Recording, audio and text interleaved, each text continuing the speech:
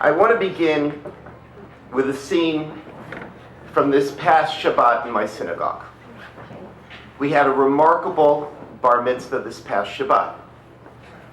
We had an adult bar mitzvah for one of the members of my congregation who was a survivor of the Holocaust, who when he was age 13, together with his brother, was in hiding. And now he's 83. And the family decided that it was appropriate for him to have an adult bar mitzvah this past weekend because it happened to coincide with one of his grandsons' bar mitzvah.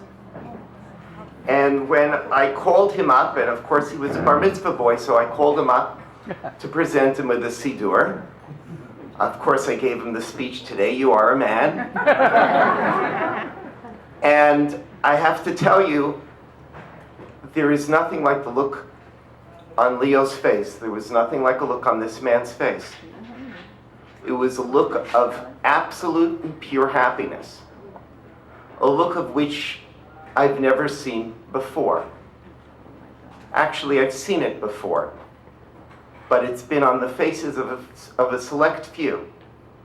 People who truly are able to understand and appreciate what happiness is.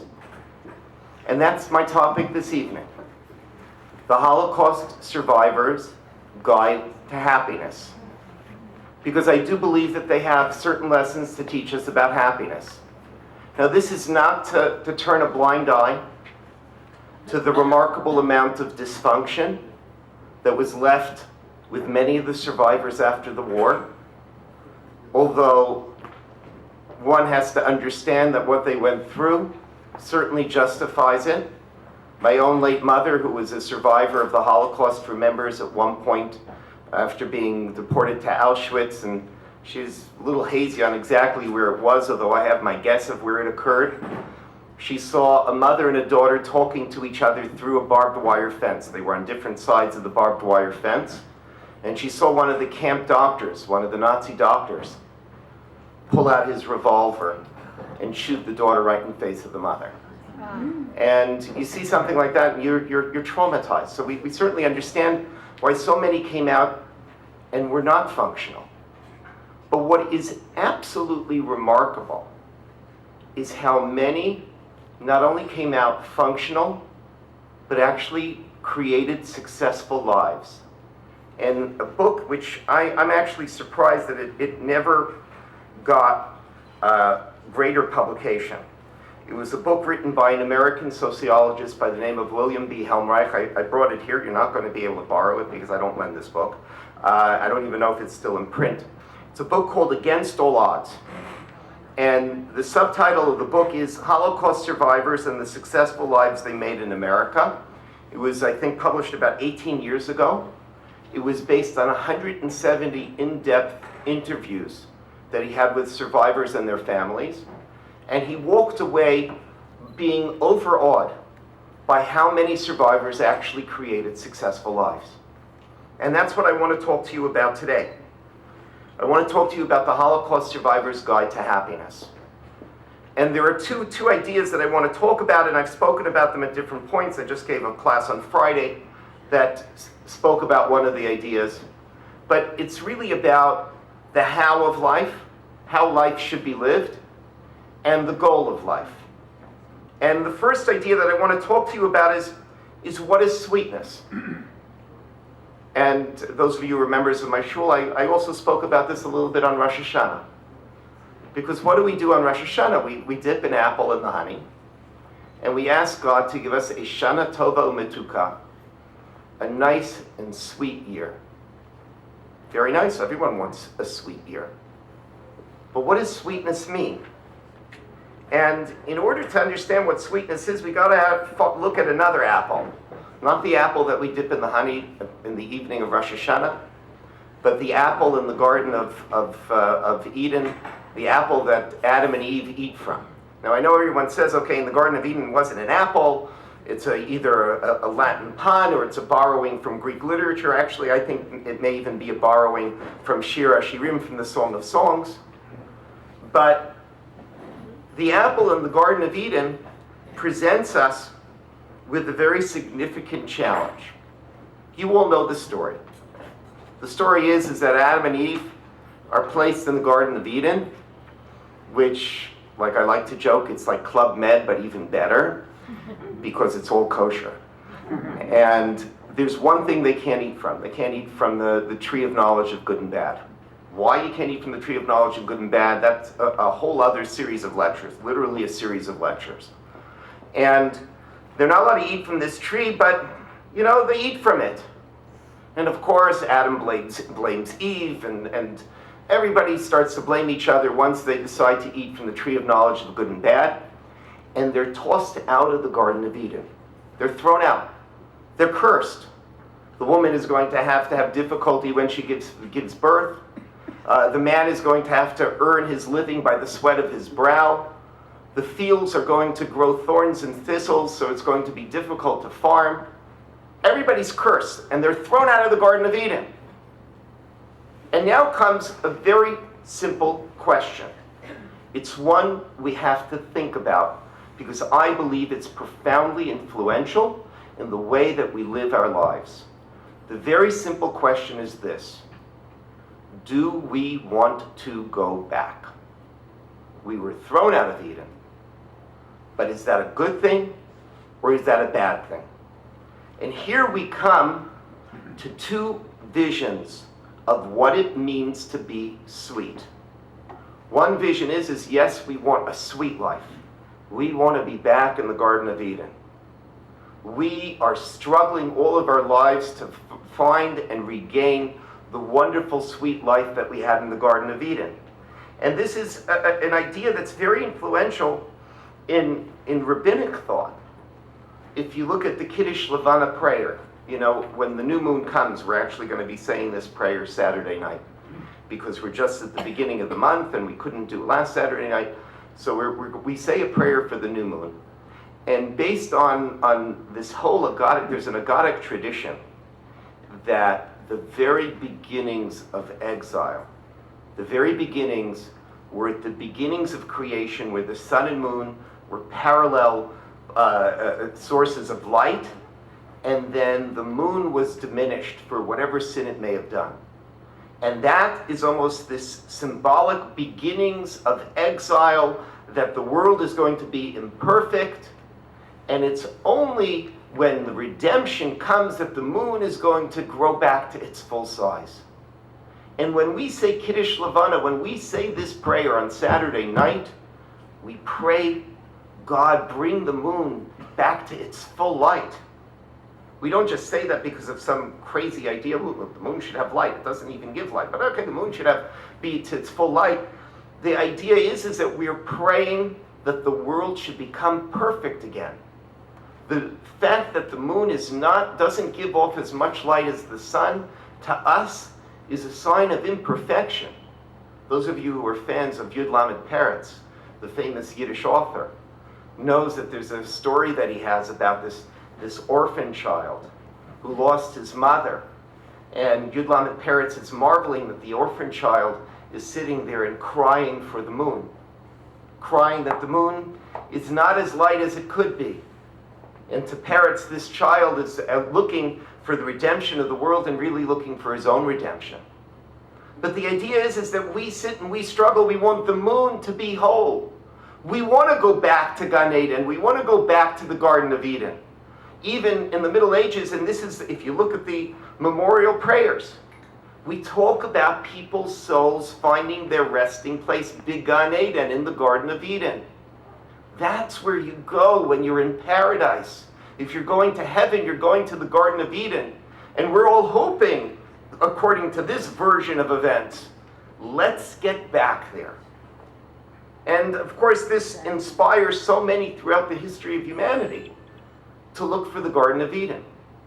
And there's among those who are considered to be the discoverers of North America is a Irish monk by the name of Brendan of Clonfert, who in the 6th century, together with a dozen monks, fasted for 40 days in order to ask God to help him find the Garden of Eden. And then they went into boats, and they found some beautiful land, which they thought was the Garden of Eden. it might have been North America, it might have been the Canary Islands, but people were searching, how do I get back there? You know, there was a president of Boston College in the late 1800s by the name of William F. Warren, who thought that when the North Pole would be discovered, we would find the Garden of Eden. People have been searching, how do I get back to this place? Being thrown out of the Garden of Eden in this version of events is a tragedy, because the Garden of Eden is sweet, and we spend our time trying to rediscover the Garden of Eden. We look for the map. Where is it? How do I get there? How do I bring humanity back to the Garden of Eden? We spend our times struggling to find sweetness. That's the struggle for sweetness. That's one version of what happens when we're thrown out of the Garden of Eden. But there's another version. And this version is incredibly important as well. This version is called, in theological terms, it's called Felix Culpa, which is based on a phrase used by Thomas Aquinas. This is a discussion in which there is a belief that Felix Culpa, that it was a happy fault. It was a happy sin. Actually, it turned out pretty good that Adam and Eve ate from the tree of knowledge of good and bad. It was actually a good thing for us. What does that mean, it was a good thing for us?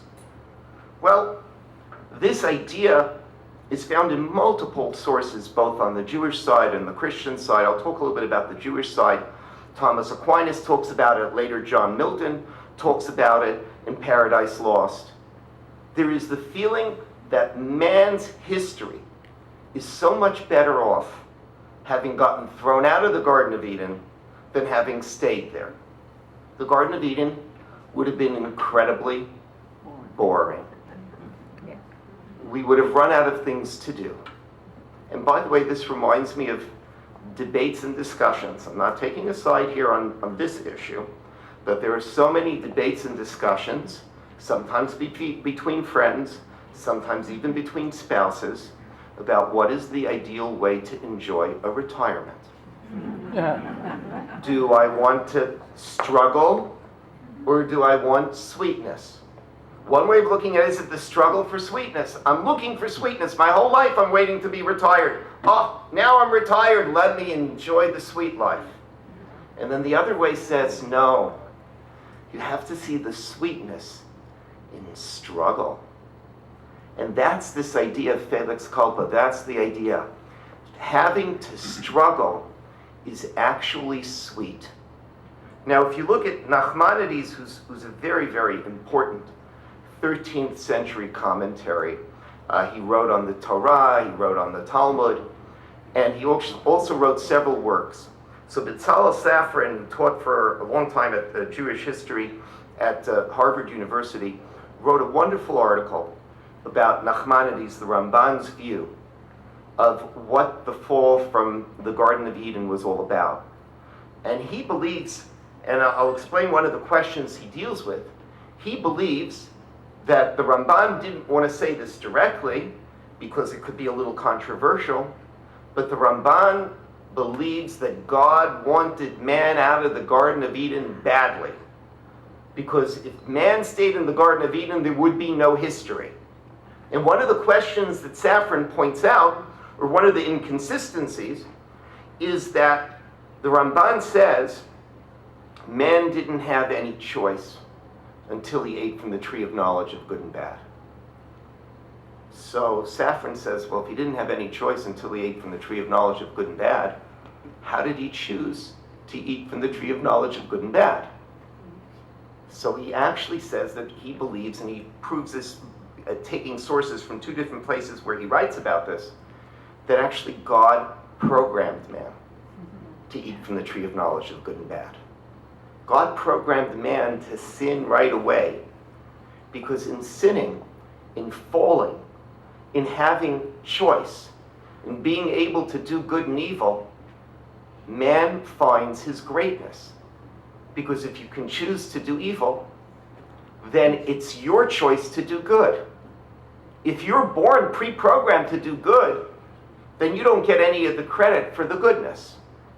And so the Ramban says that actually we were made to be thrown out, and we were made to spend our lives in a moral wrestling match with our evil inclinations. And there's a similar idea found by the Shaar HaKadosh. The Shaar HaKadosh is Rabbi Isaiah Horowitz, who actually in the 16th century is the popularizer of Lurianic Kabbalah in Poland. And the Shaar HaKadosh also talks about this. He says, good thing. Now that man is out of the Garden of Eden, he feels a sense of fragility and vulnerability. You're only spiritual, he says, when you're vulnerable. Human beings, if they believe that they're in control of everything, then there's no spirituality. And so here you have a whole other set of theories. And the theory is that, guess what? It's not about a struggle to find sweetness, that we want to get back to the Garden of Eden. We're actually quite happy over here. We're happy over here with all of the challenges, with all of the difficulties, with all of the vulnerabilities, because then we can have free will, then we can be tested, then we can develop our characters, and then we can achieve greatness. So this is one of the fundamental questions, and I'm going to come back to the survivors in a moment, but one of the fundamental questions that the Bible presents in our lap right when we open up the Torah. Right when we open up the first week, Parshat Bereshit, we open up the Torah, and the Torah says to us that we were thrown out of the Garden of Eden. We were thrown out because of a sin, and the question is, well, do we want to go back? Are we trying to find a return ticket? And then the question is life about a struggle for sweetness, or is it about the sweetness within the struggle? Now, I think we need to understand that the way the world is set up, and by the way, that's the way that we set life up. Nobody, unless you're a masochist, nobody tries to struggle just for the heck of it. No one says, okay, I'm going to ask the snowplow in the street to push the snow onto my driveway so I can shovel a little more. We in Montreal, we know what it means to shovel your driveway in the winter. You're not going to ask for extra work to make it extra hard. But we live in an era in which we've been incredibly capable of finding sweetness. Life is very easy.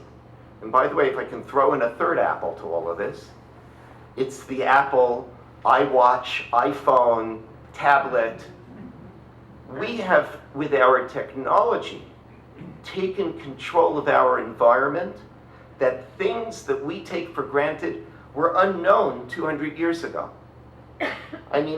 Really, Apple came out with an iWatch, and I laughed because I remember as a kid watching Dick Tracy comics and reading them.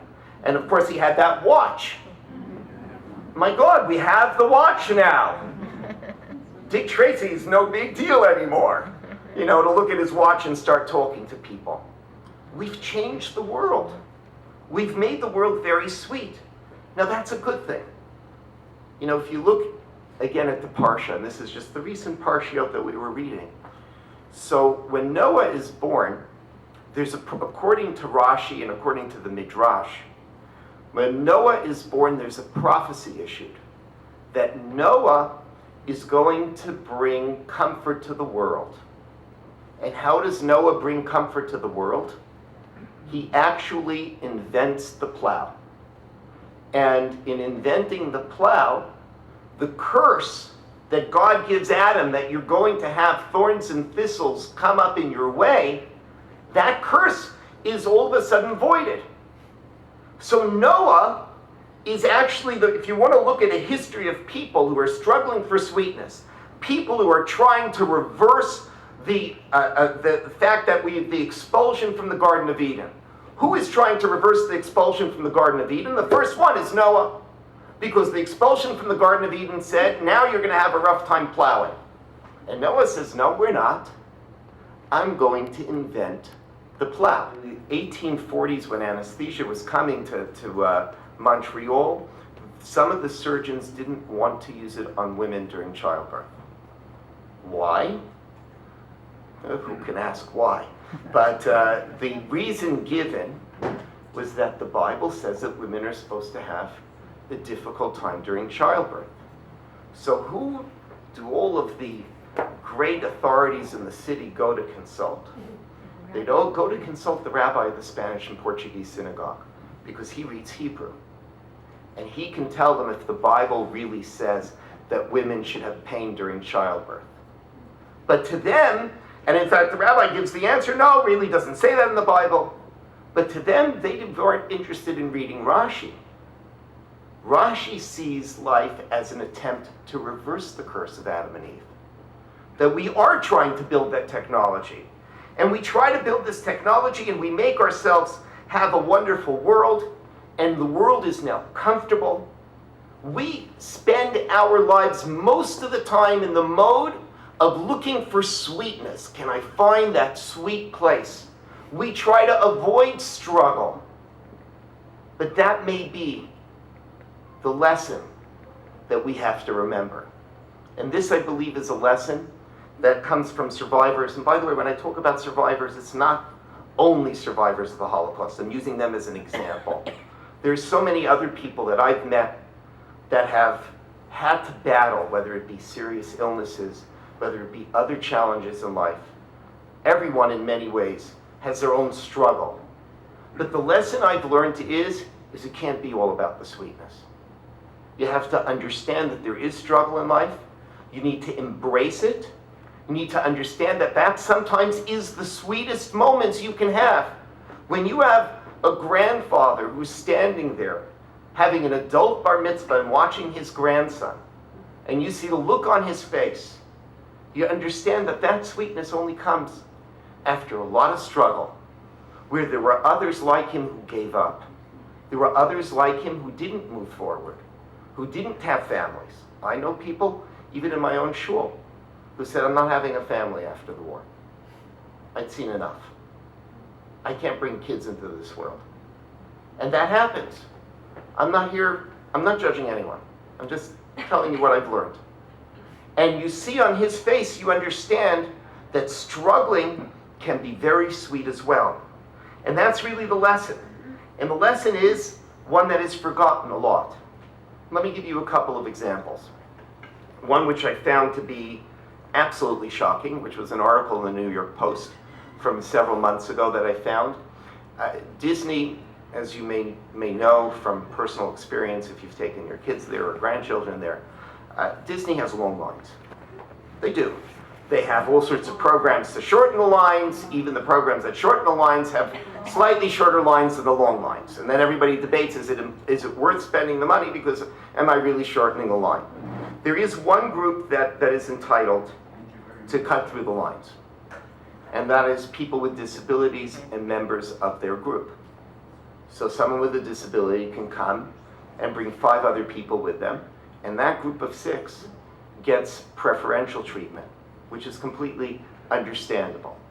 What is not understandable is what the New York Post exposed, is that there was a business being run where people in Manhattan were going out and hiring people who were disabled to come in as guides for them and take them to the head of the line. And of course we all intuitively know what a remarkable lack of integrity and menschlichkeit this represents. But you wonder, why is that? And I think part of it is that we are so used to everything going smoothly and everything being sweet. It should go fast. I was driving here, I got caught in 10 minutes of traffic, 15 minutes of traffic at Côte St. Luc Road crossing. It should be faster, right? Every time something goes wrong, we have to fix it, that it should never, ever, God forbid, create the slightest problem. And that's unfortunately what we've become. We've become spoiled. The sweetness of the struggle is to understand that we have a certain requirement to do our effort, to struggle, to work hard, to figure out a way that in life choices are not always going to be easy and achievements are not supposed to be easy, that we need to work our hardest. And You know, I know people who understand this. You know, I know people who make it clear that even though they can employ their own children, they refuse to do that and bring them into their business because they say, first work somewhere else, then I'll give you a job. Because they want them to understand it's not always handed to you on a silver platter. We know that from Israel. Sometimes it's the struggle that makes it so sweet. We understand that. And when we don't understand it, we get lost. I have to tell you, I speak to people about marriage often. And one thing that I heard, not from a member of my congregation, but from an acquaintance, I remember him talking to me once in shul about, I had issues with my wife. We went for therapy. And he said the one thing that the therapist said to him that changed his perspective is that he came into the room with his wife, and the therapist looked at him and said, listen, if you're just sitting here to sit here, please leave. You can only sit there if you promise me that you're willing to put every effort into saving your marriage. You're not willing to commit that you're going to put every effort into saving your marriage, you're wasting my time. And this therapist dismissed him. And then he came back and said, okay, I'm committed. And you wonder, why is it so hard? They're paying money for the therapy, but that's the point. We expect everything to be handed to us. To come in and say, I'm committed, I'm going to work my head off to make this happen. That's not an easy thing to do. And that's the idea of the sweetness of the struggle. It's when you struggle that very often you get to that sweet achievement. That you get that look in your eyes that, oh my God, I had to work hard and I got knocked down 20 times and I got here. And this is a lesson that we learned from people who have had adversity in their life. My mother, who was a survivor, used to say always, and this is her favorite line, it's actually an old Eastern European phrase, hunger is the best cook. Hunger is the best cook. And she would say that the first meal that she got from, I forget which soldiers, it was Russian soldiers, no, it was American soldiers after the war, was better than any meal. She said, you could take me to the fanciest restaurants in Paris, it'll never taste like the meal I ate then. And by the way, my mother's idea is a very deeply Jewish one, because that's why we eat the matzah at the Seder. The lesson of the matzah is that hunger is the best cook. That when you spend 400 years in slavery and you struggle and you wait, and then of course God takes you out, but you're waiting to go, and the only type of bread that you get is this miserable bread, right? We sit around and we complain about matzah, oh my God, matzah. Where are we going to get good matzah? Is there any good matzah in the world, right? Is the soft matzah good? No, it's terrible also. Is the hard matzah, is the matzah from New York? But what's the idea of matzah? Hunger is the best cook. Freedom is the best taste. It's miserable bread, but there's nothing like the taste of freedom. There's nothing like the taste of having struggled and waited and waited and waited and waited, and then finally you're free. Finally you get out. That's the lesson. And the lesson is that it's the struggle for sweetness that really gets us to where we have to be. And it's this struggle that becomes the backbone of Jewish history. What do we call the Jewish people? What's the Hebrew term in the Bible for the Jewish people? We're actually, no, the chosen people is actually not in the Bible. What is the term for the Jews? It's Bnei Israel. The children of Israel. Where does the name Israel come from? It comes from Jacob. Jacob was struggling. And I'm not the first to point this out. A zillion rabbis have pointed this out. That really, in many ways, is foreshadowing Jewish history. Jewish history is going to be about a struggle. But boy, as Jews, we know that the struggle is sweet. So this is the first lesson I want to point out, and I want to just end it. And I've got 100 other things to say, but I'm going to end it with just a quick anecdote because I have to get to the second lesson. I have 17 minutes left.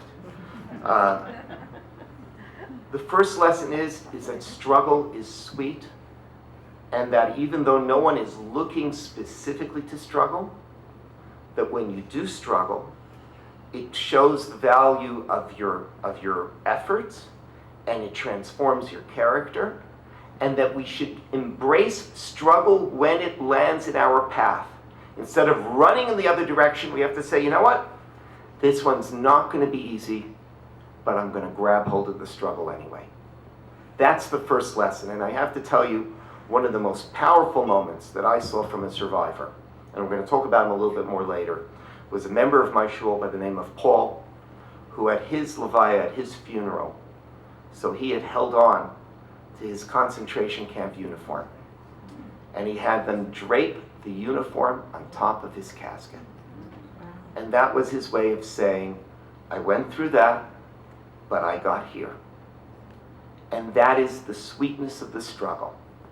So lesson number 1 is, when you walk through life, embrace the sweetness of the struggle. Now comes lesson number 2. In lesson number 2, I want to take out another book to show you, which is actually a terrific book. It's a book called The Happiness Project.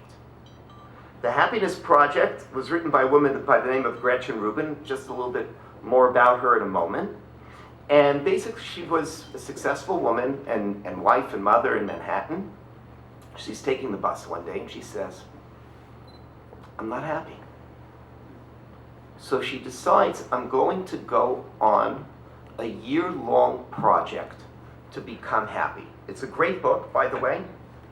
I'm not diminishing the book, even though I'm going to say that it's not adequate. It is very, very valuable for many of us. And so what does she do? She goes on this project. She says, look, she has this midlife malaise. She has this recurring sense of discontent. So what does she do? Number 1, I'm going to exercise more. Fine. Number 2, I'm going to go to sleep earlier.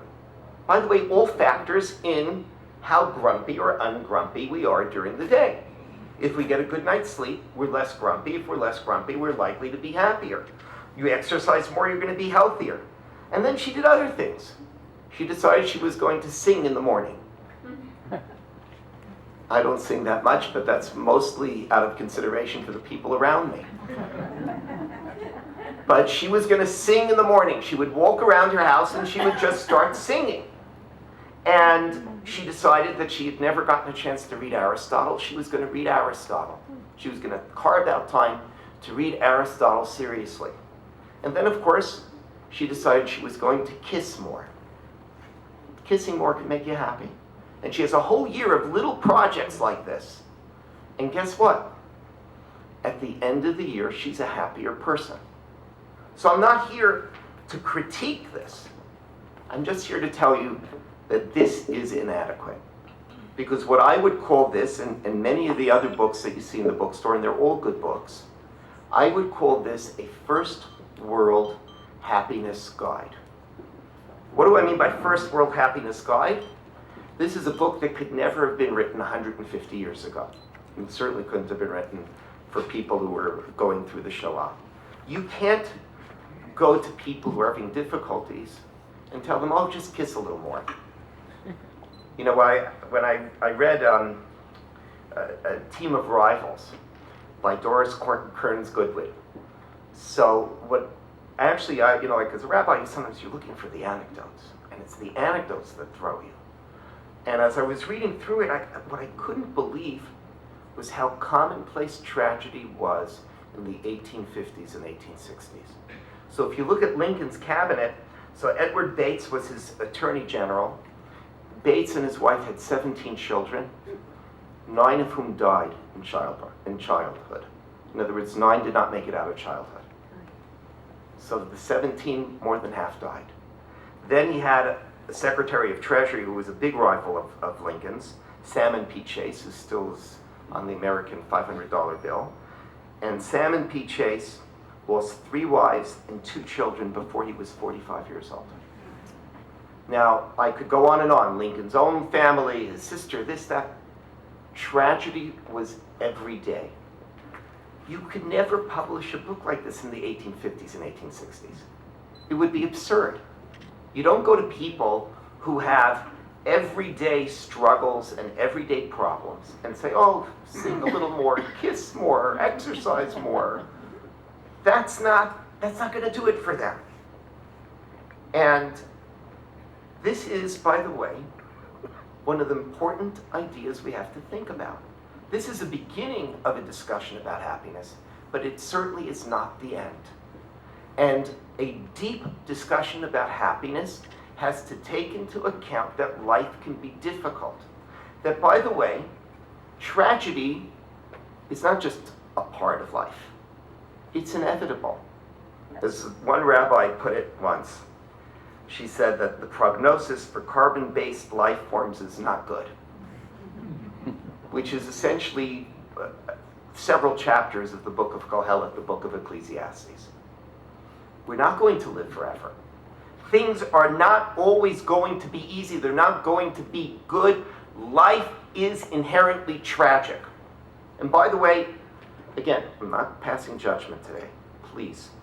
I don't want to be quoted saying the rabbi said this is bad, which is what always happens in shul, but I never said it.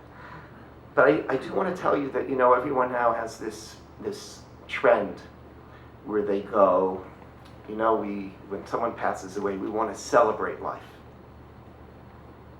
You want to celebrate life. And part of it is because we can't deal with the raw tragedy of it. And sometimes I go to families and I say, or one time I went to a family and said, they're discussing it's a celebration of life. And I look at them. It doesn't. I said, look, your mom just passed away. He says, you really feel like celebrating? But everyone's kind of pushed, no, it's got to be a celebration of life. And you know what? I remember I had a woman in my shul, her mom was 103, and her mom passed away and she was crying at the cemetery. A mother's always a mother. Doesn't matter if you're in your 80s. So your mom's 103, what difference does it make? You miss her. She's a big part of your life. And part of this is that we can't grapple directly with tragedy because everything else seems to be smooth. We've made life sweet. We've made everything work. So then we have to confront every so often. We got to confront and look in the mirror and say, well, guess what? Even in the Garden of Eden that we've made in the 21st century, North America, there's still going to be tragedy. By the way, we can't stop it. It is part of life. Life has to end. See, here comes what I think is the second lesson that I've learned from survivors. And I've had the privilege of being in a shul where there were so many survivors. By the way, Montreal is a community that has a uniquely high representation of survivors. I think it's the second in the world. I think almost 40% of the community after World War II were people who emigrated from Europe after the war. So this is a very intense community in terms of that. And I have to tell you, the wisdom that I learned from them is that there is a certain goal of happiness. Because if happiness is just, okay, I'm going to make things a little bit more upbeat today. So I'm going to sing, I'm going to kiss. Good. But it's not enough. You need to have a more profound goal. And I'll tell you what that more profound goal is. That more profound goal is a simple English word which is so implicated throughout Judaism. It's redemption. Redemption. Redemption is that whatever is broken, I'm going to try to fix. It's one of our great compulsions. Something is broken in the world, I have to come and fix it. Now, we always think of redemption in the grand terms. What's redemption? God's going to come, he's going to change the whole world, the Messiah is going to come, everything's going to change.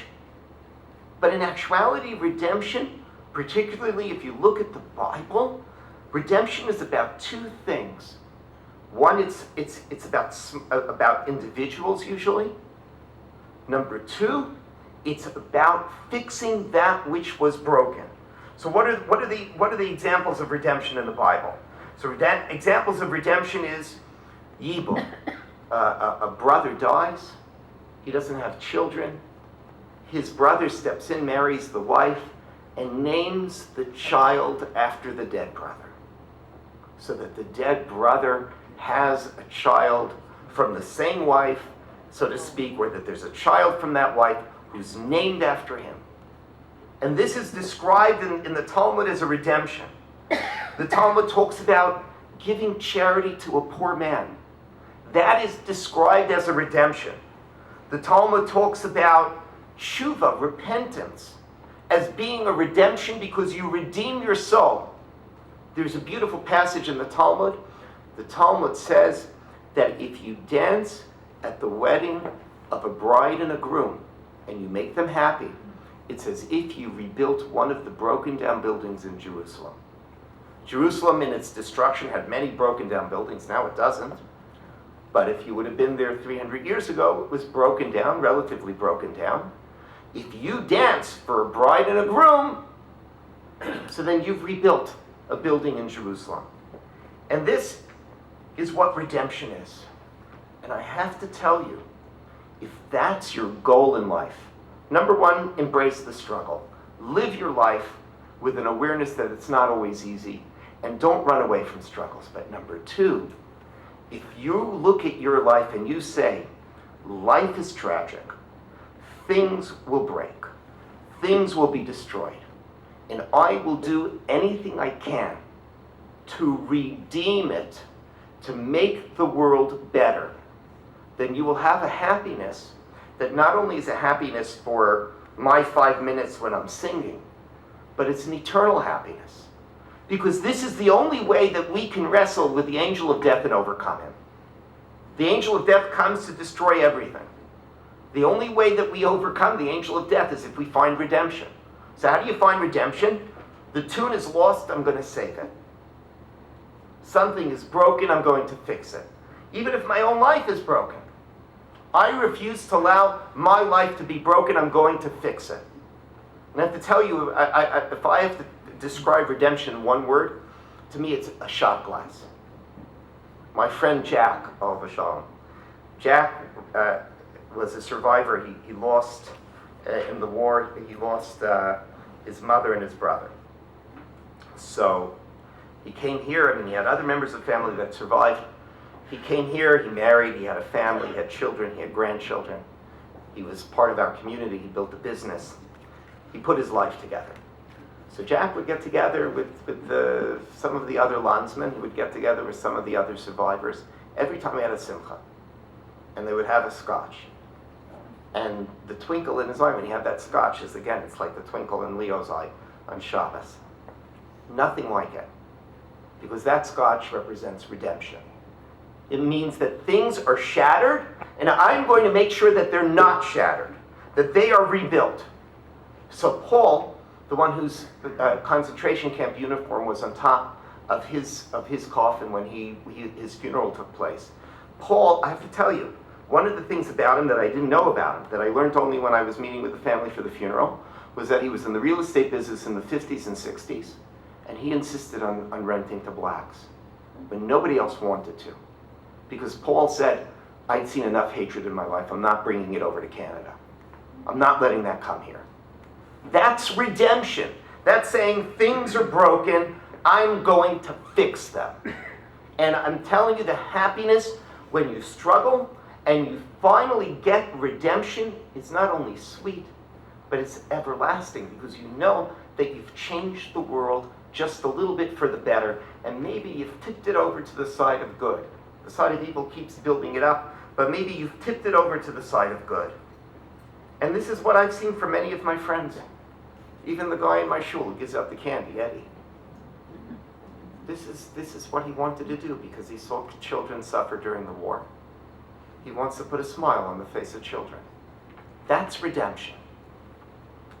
So where do you conclude a talk like this, the Holocaust Survivor's Guide to Happiness? So I want to tell you a little bit about this talk. I was asked to do this by the Rabbinical Council of America to give a talk like this that actually is going to appear on video next week. They wanted to do something akin to TED Talks, and so they had me give this part of this on video. And when I was talking to the guy who was organizing it as a rabbi in Toronto, so Rabbi Strauchler went to me, he looked at my notes, and he said, you know, He says, there's just one thing that people like from these TED Talks. They like to think about what's in it for me. Okay, what's in it for me? As a rabbi, I never think about what's in it for me when I talk to people. I think about what you better be doing, not about what's in it for me. But then I said, okay, so let me tell you about what's in it for me, for Rabbi Steinmetz. Because I can't tell you what's in it for you. That's never a rabbi's job to tell you what's in it for you. You should do this because it's good for you for this reason. So when I gave the talk, I got up and I said, look, I said, my mother was a survivor. And she passed away just 2 years ago. And my mom survived with two sisters. Her dad died in a death march. So she came to the United States, she rebuilt her life, she married my father. They were married at that point for 14 years, or 13 years, and then my father had a car accident and he died. My mom had 3 little kids, she was pregnant with a 4th, 8 months pregnant. On the Shloshim, on the 30th day of my father's passing, the 4th child was born, which is me. So, the thing about my mom was, at her funeral, a rabbi came in and he said, look, I gotta speak at the funeral. Okay. It's not like Montreal. Muncie is a little bit of a different place. He was an older rabbi. He said, I gotta speak at the funeral. I said, okay, Rabbi Waxman, enjoy, please. It's an honor to us. And he got up and he said, look, he says, I remember 47 years ago when Rabbi Steinmetz sat Shiva. And she was 8 months pregnant, she had 3 little kids. And everybody that came into the Shiva, she looked at them and said, don't worry, I'm gonna raise them well. And I could promise that she did the job. And the thing about my mom is that these lessons were hers. These were her lessons. Her life was about struggling. She had many struggles in her life. But she always saw the sweetness of being able to get past each of the struggles. Thank God I got past that. Amazing. And the thing about her was that she never missed the simcha. And I have to tell you, the one time that I really saw the picture of redemption on my mother's face was when my nephew Avi had a baby boy. My mom was already frail. I'm trying to remember, it was 5 years ago, 6 years ago, whenever it was. My mom was frail. The bris for my nephew's son was going to be in Far Rockaway. My mom lived in Muncie. If you know the New York area, it's an hour-and-a-half drive. My mom wasn't in great shape. She would have to get up at 5 in the morning. She'd have to get into the car. Frankly, I didn't want to go. I was trying to convince my mother not to go so I could stay home with her. Who wants to get up that early and drive? Anyway, my mom, it was like, I'm going. So she drives, and it's not comfortable, it's not easy. And then we go and we open the car door for her to get out. I have to tell you, when she put that first foot on the ground to go into the bris, I felt like the earth shook. Because that was a moment of redemption. She was going to be at her great-grandson's bris come hell or high water. There was nothing that was going to stop her. Because there's nothing sweeter in life than getting past all your struggles. But there is nothing happier in life than achieving redemption. And in doing so, she achieved redemption. And so when Rabbi Strauchler asked me what's in it for me, so for me, my redemption is being able to talk about my mom. I've been heartbroken since she passed away, and I know many of you feel this way about your parents. So what is my redemption? Being able to remember her, being able to teach her lessons to others, and make those lessons part of my life and the life of everyone around me. Thank you very much. Thank